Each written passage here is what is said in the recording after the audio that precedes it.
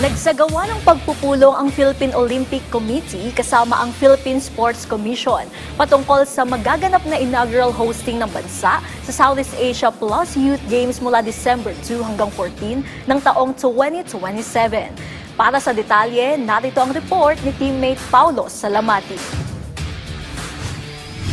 Nakatakdang maging punong abala ang Pilipinas sa kauna-unahang Southeast Asia Plus Youth Games, isang multi-sports event para sa mga atletang may edad 16 years old pababa na gaganapin mula December 2 hanggang 14 sa susunod na taon.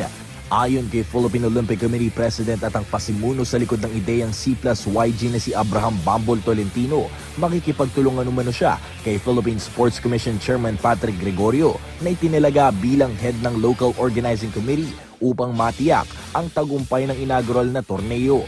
Di tulad ng Southeast Asian Games na limitado sa 11 kasaping bansa ng rehiyon, bukas ang C+YG sa mas maraming bansa sa Asia, kabilang sa inaasahang may kilahok ang Japan, South Korea, Qatar, Saudi Arabia, Bahrain, Nepal, Bhutan, Sri Lanka, Macau, Taiwan at Turkmenistan. Maliban pa rito, kasalukuyan ding pinag-aaralan ang posibilidad na payagang sumali ang Australia at New Zealand. This is my gift to sport of the Philippines. Itong inimbento natin na Sayap YG. Diba? Ito na lang ang regalo ko sa inyong lahat. The first edition.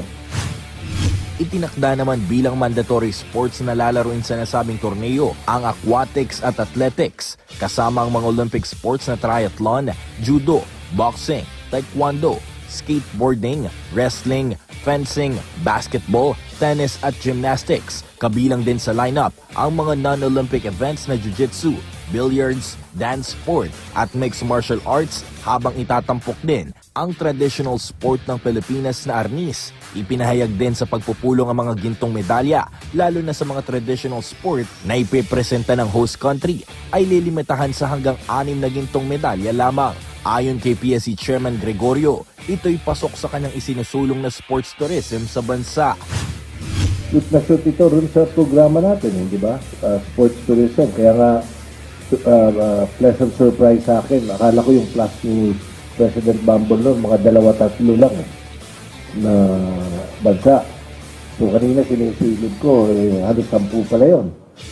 So 12. That is really very good, di ba?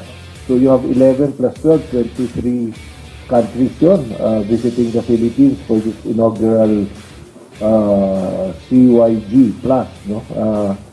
And as I said, akmang-akma siya dun sa program natin sa Philippine Sports Commission tsaka sa NSTIAC. Samantala, pinayagan din sa palaro ang mga Filipino foreign athletes na kailangan lamang magpakita ng pasaporte upang maging kwalipikadong makilahok sa kompetisyon. Paulo Salamatin para sa Atletang Pilipino, para sa Bagong Pilipinas.